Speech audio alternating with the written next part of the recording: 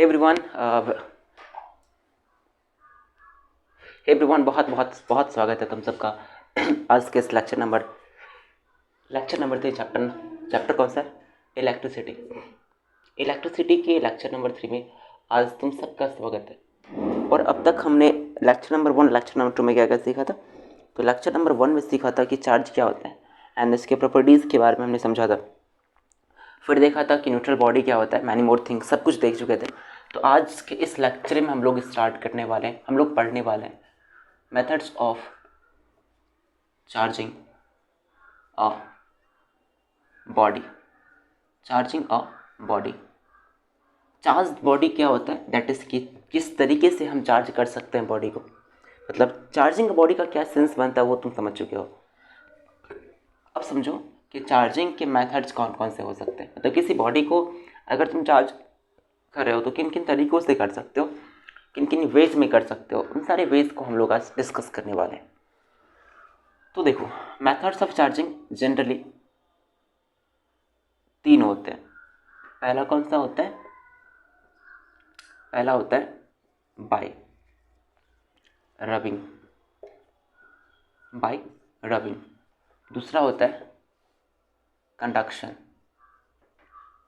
Right. तीसरा होता है इंडक्शन। जो पहला मेथड है बाय रबिंग, ये कहता है कि व्हेन टू मटेरियल्स, मतलब जब दो मटेरियल्स आपस में रब किए जाते हैं, ठीक है। लाइक जब तुम कॉम और हेयर को पास में लाते हो, मतलब जब हेयर पे कॉम को लाते हो, जब अपने बालों में तुम कंघी करते हो, ठीक है। जब हेयर को एक प्रॉपर शेप देने के लिए जब कॉम करते हो, कंघी करते हो, तो क्या होता है, कॉम और हेयर के बीच में एक प्रॉपर कांटेक्ट आता है, मतलब एक प्रॉपर कांटेक्ट में आता है हेयर और कॉम आता है, हाँ या ना बोलो, आता है ना। और जब प्रॉपर कांटेक्ट में आता है एंड लेट सपोज तुम्हारा हेयर क्या है, गीला नहीं, वो ड्राई हेयर है। ये हेयर कौन सा है? ड्राई हेयर, मतलब पूर्ण रूप से सूख चुका है तुम्हारा बाल, ठीक है। हेयर ड्रायर से तुमने क्या किया, तो अपने हेयर को ड्राई कर दिया। और उस केस में जब ड्राई हेयर और कॉम कांटेक्ट में आएगा, दैट इज़ कि जब हम अपने बालों में कंघी करेंगे तो क्या होगा, जब अपने बालों को तुम कॉम करोगे तो होगा क्या, कॉम एंड हेयर जब कांटेक्ट में आता है ना, जब एक दूसरे के अगेंस्ट रब किया जाता है, जब दो मटेरियल्स कांटेक्ट में आते हैं और एक दूसरे के अगेंस्ट रब किए जाते हैं, ठीक है। When two materials are brought in contact of each other and they are rubbed against of each other, तो उस केस में क्या होता है, एक मटेरियल क्या करता है दूसरे मटेरियल को इलेक्ट्रॉन दे देता है। इलेक्ट्रॉन कॉम क्या करेगा, तो इलेक्ट्रॉन को दे देगा, इलेक्ट्रॉन करेगा ये डोनेट, और ये इलेक्ट्रॉन को क्या करेगा, ये हेयर इलेक्ट्रॉन को करेगा एक्सेप्ट। तो जैसे ही इसने इलेक्ट्रॉन को डोनेट किया और हेयर ने क्या किया, ड्राई हेयर ने क्या किया, इलेक्ट्रॉन को एक्सेप्ट किया, तो उस केस में क्या होगा, जिस मटेरियल ने बाय रबिंग ऑन, मतलब आफ्टर रबिंग, रगड़ने के बाद दो मटेरियल्स जब रब किए जाते हैं आपस में कांटेक्ट में आके, जब एक दूसरे के अगेंस्ट घिसे जाते हैं, दैट इज़ जब एक दूसरे का रबिंग होता है, कांटेक्ट में रह के जब रबिंग होता है, तो क्या होता है ना, एक मटेरियल इलेक्ट्रॉन को डोनेट करता है और दूसरा मटेरियल इलेक्ट्रॉन को एक्सेप्ट करता है, रिसीव करता है। जो मटेरियल एक्सेप्ट करेगा इलेक्ट्रॉन को, उस पर कौन सा चार्ज आएगा, नेगेटिव चार्ज आएगा, और जो मटेरियल इलेक्ट्रॉन को डोनेट करेगा उस पर कौन सा चार्ज आएगा, पॉजिटिव चार्ज आएगा। तो इस तरीके से हम क्या करते हैं, बॉडीज को चार्ज कर सकते हैं। तो ये जो मेथड है ना, इस मेथड को हम लोग क्या बोलते हैं, इस मेथड को हम लोग बोलते हैं बाय रबिंग। और इस मेथड के बाद जो इलेक्ट्रिसिटी जनरेट होता है दोनों बॉडीज़ में, ठीक है, मतलब इस टाइप की इलेक्ट्रिसिटी को फ्रिक्शनल इलेक्ट्रिसिटी भी बोलते हैं, क्योंकि बॉडीज़ के मतलब क्या होता है, कांटेक्ट में लाके तुम फ्रिक्शन करवाते हो, रगड़ते हो, रबिंग होता है, ठीक है। तो फ्रिक्शन की वजह से इलेक्ट्रिसिटी जनरेट हुआ यहाँ पे, ठीक है। सो दैट्स वाई हम लोग क्या बोल सकते हैं कि ये किसका एग्जाम्पल हो सकता है, तो बाय रबिंग का एग्जाम्पल हो सकता है। दैट इज़ कि बाय रबिंग से तुम कॉम को चार्ज कर सकते हो और हेयर ड्राई हेयर को भी चार्ज कर सकते हो। ठीक है, बात समझ रहे हो अच्छे से। तो इस मेथड में, इस पर्टिकुलर मेथड में क्या होता है, इस पर्टिकुलर मेथड में क्या होता है, या नहीं तो तुम ऐसे भी समझ सकते हो। अब देखो सुनो, तुमने पिछले क्लास में क्या समझा था, पिछली क्लास में तुमने ये समझा था कि किसी बॉडी, कोई बॉडी, कोई भी बॉडी, कोई भी अनचार्ज बॉडी है, लेट्स सपोज ये कोई अनचार्ज बॉडी है, ये एक अनचार्ज्ड बॉडी है। जब ये इलेक्ट्रॉन्स को इजेक्ट करेगा, दैट इज कि जब इलेक्ट्रॉन यहाँ से ट्रांसफ़र होगा, मतलब जब इलेक्ट्रॉन यहाँ से निकलेगा, ठीक है, तो इस पर क्या हो जाएगा, चार्ज डेवलप हो जाएगा। जानते हो ना तुम, मतलब ट्रांसफॉर्मेशन ऑफ इलेक्ट्रॉन्स एक्चुअली किसको जनरेट करता है, मतलब किसी अनचार्ज बॉडी को चार्ज बना सकता है, लेकिन कैसे, बाई ट्रांसफरिंग द इलेक्ट्रॉन्स। या तो तुम लूज करोगे इलेक्ट्रॉन को, या फिर तुम गेन करोगे इलेक्ट्रॉन को, तब जाके अनचार्ज बॉडी चार्ज बॉडी में कन्वर्ट होता है। तो मेरे कहने का ये सेंस है कि लेट्स सपोज ये अपना कॉम्ब, ऐसा कुछ मान लो कि एक कॉम्ब है, ठीक है, ये एक कॉम्ब है एंड ये है हेयर, ऐसा कुछ, लेट्स सपोज ये हेयर है, ये हेयर है, ठीक है। जब दोनों कांटेक्ट में आएंगे तो कॉम्ब क्या करेगा, इसको रब करेगा ना, कॉम्ब इसको रब करेगा। लेट्स सपोज ये मेरा मार्कर, लेट्स सपोज 2-3 मिनट के लिए तुम मान लो कि मेरा मार्कर को हम क्या सपोज कर रहे हैं, मार्कर को हम कॉम्ब सपोज कर रहे हैं, ठीक है।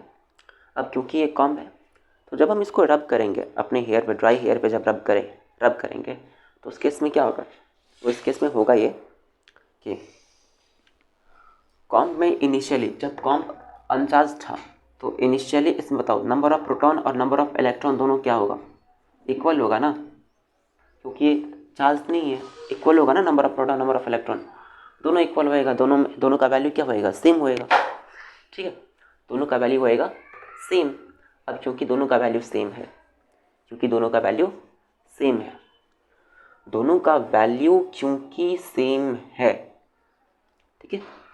वैल्यू क्योंकि सेम है, इसलिए अनचार्ज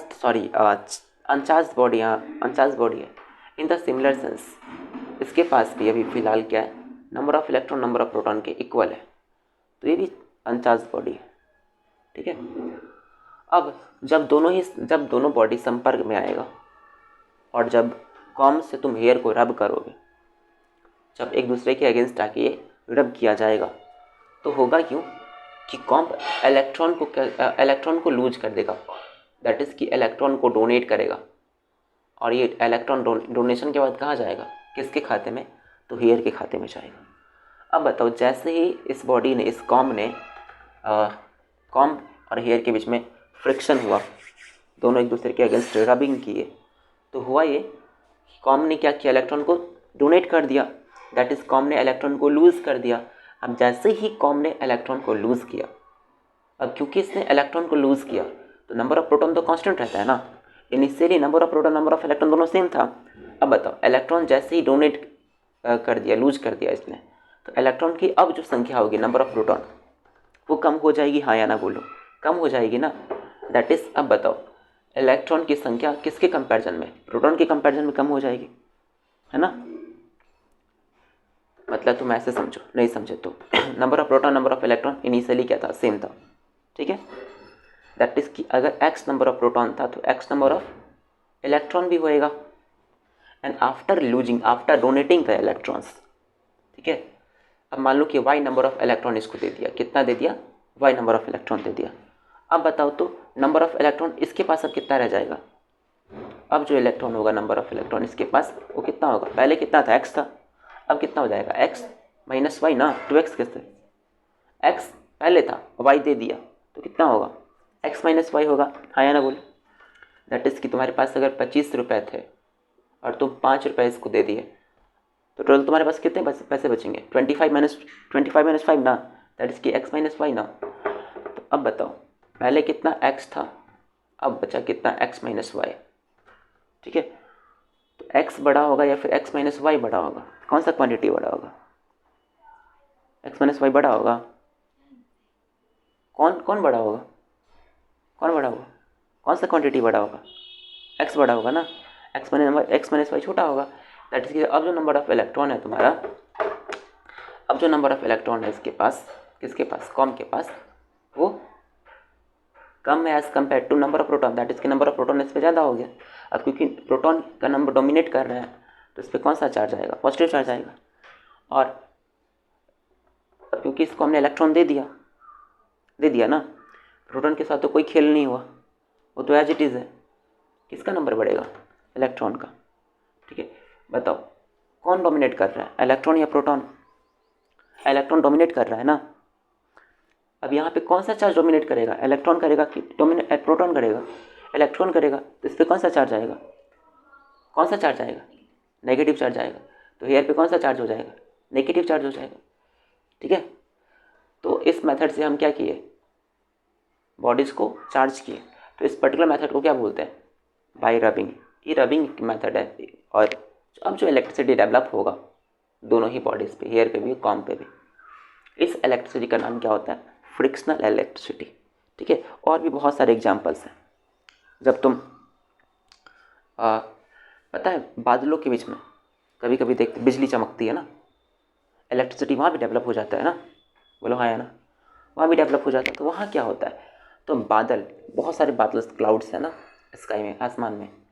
तो वो क्या होता है? एक बादल दूसरे बादल के कांटेक्ट में आता है और ड्यू टू फ्रिक्शन क्या होता है? एक बादल दूसरे बादल को इलेक्ट्रॉन डोनेट करता है। ठीक है, इलेक्ट्रॉन डोनेट करता है, दूसरा बादल फिर इलेक्ट्रॉन को गेन करता है। और इसी प्रोसेस से ठीक है, बाई रबिंग क्या होता है? फिर दोनों ही बॉडीज, दैट इज कि दोनों ही क्लाउड्स में, ठीक है, दोनों ही क्लाउड्स में चार्ज डेवलप हो जाता है। तो इसी मेथड को यूज़ करके, ठीक है, इसी मेथड के सहारे या फिर इसी मेथड को फॉलो करके क्लाउड्स भी चार्ज हो जाते हैं। तो चार्जिंग ऑफ जो क्लाउड है ना, उसके पीछे भी यही लॉजिक है। ठीक है, जो बिजली चमकती है उसके पीछे भी यही कारण है। ठीक है, अब देखो कंडक्शन। अब कंडक्शन किसको कहते हैं ज़रा ध्यान से सुनना। ठीक है, उम्मीद करते हैं ये तुमको समझ आ गया होगा कि by rubbing, method of charging का जो पार्ट था बाई रबिंग, इसको क्या कहते हैं।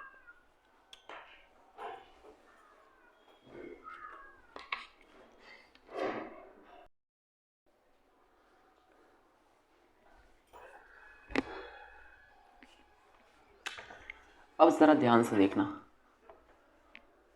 बाई रबिंग तो हो गया। अब हम लोग देखते हैं कौन सा मेथड बाई कंडक्शन मेथड क्या होता है। ज़रा इसको गौर से देखने की कोशिश करते हैं। कंडक्शन किसको कहते हैं हम लोग? ठीक है, ऐसे समझोगे, मान लो ये एक स्फीयर है, ठीक है, मेटालिक स्फीयर है, और इस पर ना पॉजिटिव चार्ज। कौन सा चार्ज है? Positive charge. दैट इज़ कि एक स्फीयर है, एक स्फीयर एक चार्ज बॉडी है जिस पे कौन सा चार्ज है? Positive charge. कोई दिक्कत नहीं। अब जरा देखना क्या है।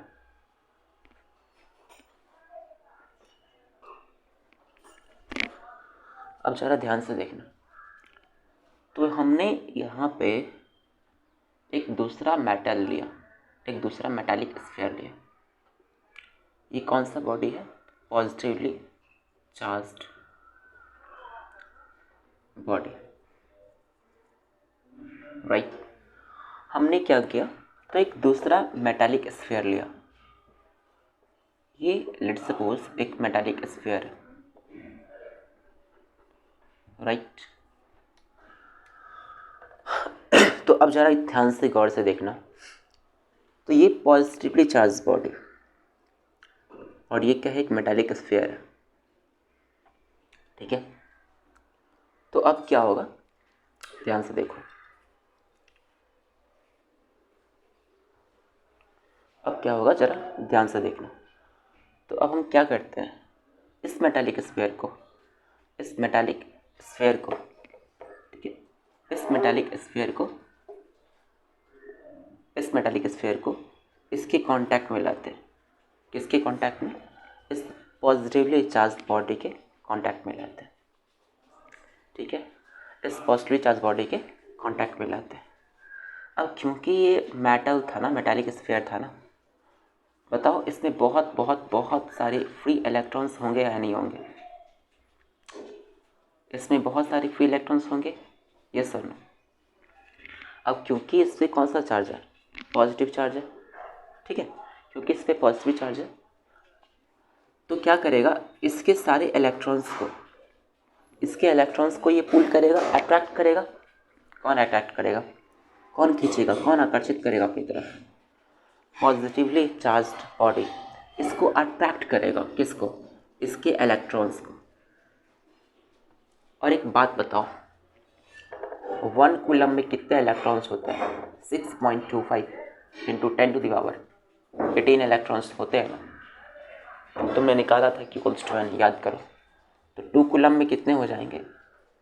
तो 12.5 इंटू 10⁻18 इलेक्ट्रॉन्स।